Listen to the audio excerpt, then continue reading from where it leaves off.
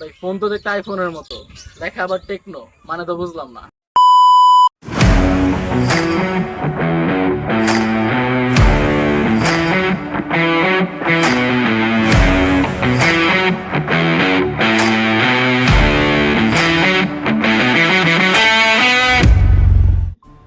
আসসালামু আলাইকুম।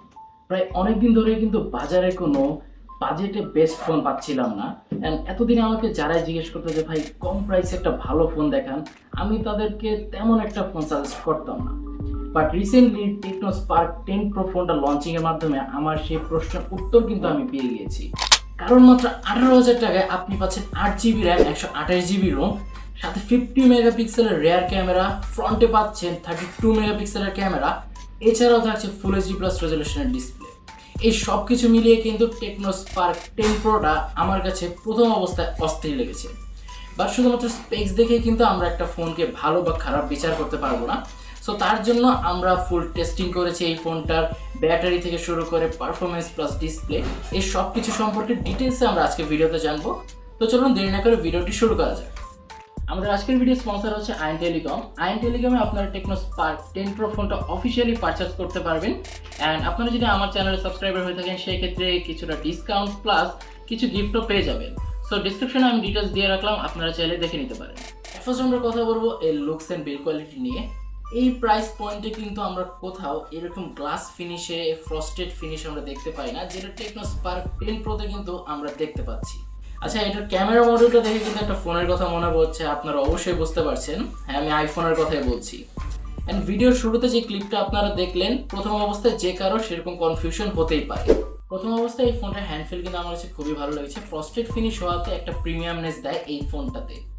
এছাড়াও এর থিকনেস করা হচ্ছে 8.4 মিলিমিটার এবং এর ওয়েট হচ্ছে অ্যারাউন্ড 209 গ্রাম। কিছুটা হেভি ওয়েট হলেও কিন্তু এই ফোনটা বেশ কমফোর্টেবল।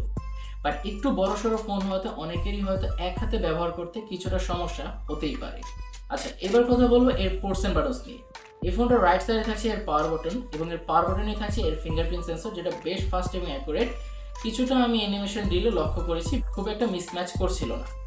তার উপরে থাকছে এর ভলিউম কি রকার, ওপরে একেবারেই ফাঁকা রাখা হয়েছে, এখানে একটা সেকেন্ডারি মাইক দিলে অবশ্যই ভালো হতো। লেফট সাইডে থাকছে এর সিম কার্ড স্লট, যেখানে দুটো সিমের পাশাপাশি একটি এসডি কার্ড ইউজ করতে পারবেন। নিচে আসলে পেয়ে যাবেন 3.5mm headphone jack, primary mic, USB type C charging port এবং স্পিকার গ্রিল। এবার কথা বলবো এর ডিসপ্লে নিয়ে।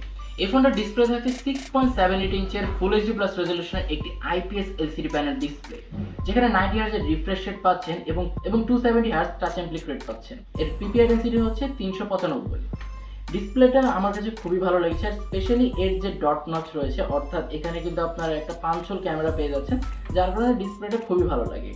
চিন এবং ভেজেল এরিয়া নিয়ে যদি বলি, এর যে ভেজেল এরিয়া রয়েছে সেগুলো কিন্তু মোটামুটি ভালোই, বাট একটু বটম চিনে আমার কাছে একটু মোটা মনে হয়েছে, যেটা আমরা এই 17-18 হাজার টাকা বাজেটে কিন্তু মেনে নিতেই পারি। ডিসপ্লে কোয়ালিটি নিয়ে যদি বলতে হয়, বেশ কালারফুল একটা ডিসপ্লে ছিল। ইনফ্যাক্ট আউটডোরও এর ব্রাইটনেস নিয়ে আমি সন্তুষ্ট ছিলাম, কিছুটা কম মনে হয় বাট সেটা চালিয়ে নেওয়ার মতো। এছাড়াও কালার অ্যাকুরেন্সি এবং ভিউইং অ্যাঙ্গেল ছিল খুবই চমৎকার। ফুল এইচডি প্লাস ডিসপ্লে হওয়াতে কিন্তু বেশ ভালো একটা পারফরমেন্সই পাওয়া গিয়েছে এর ডিসপ্লে থেকে। এছাড়াও যে 90 হার্জের রিফ্রেশ রেট রয়েছে, এটার কারণে কিন্তু ডিসপ্লের টাচ রেসপন্সটাও বেশ ভালোই পাওয়া গিয়েছে। তো ডিসপ্লে নিয়ে আমার কাছে কিন্তু তেমন কোনো কমপ্লেন নেই। এবার যদি এর পারফরমেন্স নিয়ে কথা বলি, এই আউট অফ দ্য বক্স থাকছে অ্যান্ড্রয়েড 13, যার ব্যাকহ্যান্ডে থাকছে iOS 12.6। অ্যান্ড্রয়েড 13 দেওয়াকে অবশ্যই টেকনোর একটা থামস আপ দিতে হয়, কারণ একেবারে আপডেটেড একটা ইউআই এখানে পেয়ে যাচ্ছে। চিপসেট হিসেবে রয়েছে মিডিয়াটেক হেলিও G88 প্রসেসর, যা একটি 12 ন্যানোমিটার ফ্যাব্রিকেশন তৈরি অক্টাকোর প্রসেসর, যার ক্লক স্পিড হচ্ছে 2.0 গিগাহার্জ। জিপিইউ হিসেবে এখানে পেয়ে যাচ্ছেন মালি G52 MC2। কাগজে কলমে এর প্রসেসরটা খুবই ভালো, কারণ আমরা এর আগেও বেশ কিছুদিন কিন্তু এই প্রসেসর দেখে এসেছি। বাট প্র্যাকটিক্যাল লাইফে কিছুটা ভিন্ন, কারণ G88 প্রসেসর দিয়ে আপনারা হয়তো খুব হাই লেভেলের গেম খেলতে পারবেন না, এবং এই ফোনে আমি কিছুটা প্রবলেম পেয়েছি। এর 8GB র্যাম হওয়া সত্ত্বেও কিন্তু সেই রকম একটা আউটপুট, অর্থাৎ 8GB সেই স্ট্রং আউটপুটটা আমি পাচ্ছিলাম না, যার মেইন রিজন হিসেবে আমার মনে হয়েছে এর যে সফটওয়্যার অপটিমাইজেশন এবং এর যে প্রসেসরটা রয়েছে, এটার কিছুটা মিসম্যাচ রয়েছে। বাট তা বাদে daily tasking plus app opening closing সব কিছু ছিল খুবই ভালো এবং সুপার স্মুথ। আপনারা যারা ফ্রি ফায়ার প্লেয়ার রয়েছেন তারা কিন্তু আল্ট্রা সেটিংসে খেলতে পারবেন, বাট আমি সাজেস্ট করবো নর্মাল সেটিংসে খেলার জন্য, কারণ সেক্ষেত্রে হয়তো আরও ভালো পারফরমেন্স আপনারা পেয়ে যাবেন। আর যারা পাবজি প্লেয়ার রয়েছেন তারা কিন্তু ফুল এইচডি রেজলিউশনে খেলতে পারবেন, যেখানে 30 to 40 FPS রেজলিউশন পাওয়া যায়। কল অফ ডিউটিও আমরা রান করে দেখছিলাম, সেখানেও অপটিমাইজ গেম হতে বেশ ভালো একটা পারফরমেন্সই করছিল। অ্যান্ড ফোনে কোনো প্রকার হিটিং ইস্যু কিন্তু আমরা পাইনি। বাট আমার কাছে কিছুটা প্রবলেম মনে হয়েছে এর ব্যাক এন্ডে অনেকগুলো অ্যাপ যখন আমরা রান করি তখন অ্যাপ ওপেনিং ক্লোজিংয়ে কিছুটা সময় নিচ্ছিল। অ্যান্ড আমার মনে হয় এটা পরবর্তী আপডেটে আবার ঠিক হয়ে যেতে পারে। আচ্ছা, আপনাদের হয়তো এই ফোনটার এক্সাক্ট দামটা বলতে আমি ভুলে গিয়েছিলাম। এই ফোনটা দুটো ভ্যারিয়েন্ট রয়েছে, 4128 এবং 8128।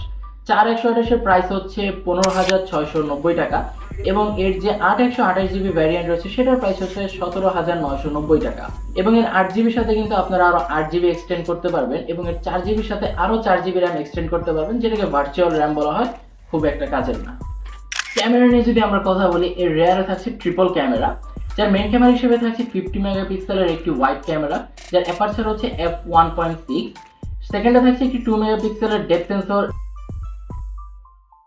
বাট 50 মেগাপিক্সেলের যে ক্যামেরাটা রয়েছে ডে লাইটের শার্পনেস এবং ডিটেইলস ছিল খুবই দুর্দান্ত। বেশ ভালো রকম ছবি তুলতে পারছিল, একেবারে সোশ্যাল মিডিয়া রেডি টাইপ যে সকল ছবি রয়েছে সেগুলো আপনারা এই ফোন থেকে পেয়ে যাবেন। কালার বুস্ট আপের কিছুটা লক্ষণ আমি দেখতে পেয়েছি, যেটা দেখতে খুব ভালোই দেখাচ্ছিল। বাট ভিডিও রেকর্ডিং এর ক্ষেত্রে কিন্তু আপনারা এখানে 2K রেজলিউশন পর্যন্ত ভিডিও রেকর্ড করতে পারবেন 30 FPS এ, যেটার কোয়ালিটি এভারেজ লেভেলের। আপনারা চাইলে কিন্তু স্টেডিভাবে যদি ভিডিও করেন এর ভিডিওগুলো কিন্তু কাজে লাগানোর মতো। এছাড়াও এই ফোনে ফিল্ম মোড রয়েছে, স্লো মোশন রয়েছে, এছাড়াও পোর্ট্রেট ভিডিও অপশনও আপনারা এই ফোনে পেয়ে যাবেন। এছাড়াও এই ক্যামেরা দিয়ে আমরা জুম করেও বেশ কিছু ছবি তুলছিলাম, যার পারফরমেন্স আমার কাছে এভারেজ লেভেলেরই মনে হয়েছে। এবার আসা যাক এর ফ্রন্ট ক্যামেরায়। এর ফ্রন্টে থাকছে 32 মেগাপিক্সেলের একটি ওয়াইড ক্যামেরা এবং এর ফ্রন্টে কিন্তু আপনারা ফ্ল্যাশ পেয়ে যাচ্ছেন। এছাড়াও এর ফ্রন্ট ক্যামেরার পারফরমেন্সটা আমার কাছে খুবই ভালো লেগেছে।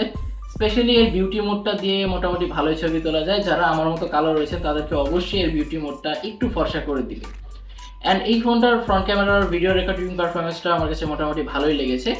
এবার কথা বলা যাক ব্যাটারি নিয়ে। এই ফোনে থাকছে 5000 mAh এর ব্যাটারি, যেটাকে চার্জ দেওয়ার জন্য আপনারা বক্সে পেয়ে যাবেন 18 ওয়াটের ফাস্ট চার্জার এবং 18 ওয়াটের চার্জার দিয়ে এই ফোনটাকে চার্জ দিতে অলমোস্ট 2 ঘন্টা 10 মিনিটের মতো সময় লাগছিল। অ্যান্ড 5000 mAh এর ব্যাটারি থেকে আমরা স্ক্রিন অন টাইম পেয়েছিলাম অলমোস্ট 7 ঘন্টার মতো। অ্যান্ড আপনারা যারা রেগুলার ইউজার রয়েছেন তারা কিন্তু অলমোস্ট 1.5 দিনের মতো এই ফোন থেকে ব্যাকআপ পেয়ে যাবেন। অ্যান্ড এর ফোনের ব্যাটারি ব্যাকআপটা আমার কাছে তুলনামূলক অনেক ভালো লেগেছে। একটা লং টার্ম ইউজের জন্য এর ব্যাটারিটা বেশ কাজে লাগে। সো এই ছিল আমাদের আজকের ভিডিওতে আমার টেকনো স্পার্ক 8 প্রো সম্পর্কে দুটো মতামত রয়েছে। এর ভালো দিক নিয়ে বলতে গেলে প্রথমে বলতে হবে এই ফোনটার ডিজাইন ওয়াইজ অনেক ভালো, বেশ প্রিমিয়াম একটা ডিজাইন রাখা হয়েছে এই ফোনটাতে। এছাড়াও এর স্পেক ওয়াইজ এর কম্পিটিটর কোনো ফোনে নেই আমার কাছে যতটুকু মনে হয়েছে। অ্যান্ড খারাপ দিক নিয়ে বলতে গেলে এই ফোনটার সফটওয়্যার অপটিমাইজেশন কিছুটা আমার কাছে খারাপ মনে হয়েছে। যদি এটা ভালো করা যায় সেক্ষেত্রে কিন্তু টেকনো স্পার্ক 10 প্রোটা আগামী জাতীয় ফোন হতেই যাচ্ছে। সো দেখা হবে পরবর্তী কোনো ভিডিওতে। সে পর্যন্ত সবাই ভালো থাকবেন, সুস্থ থাকবেন। আল্লাহ হাফেজ।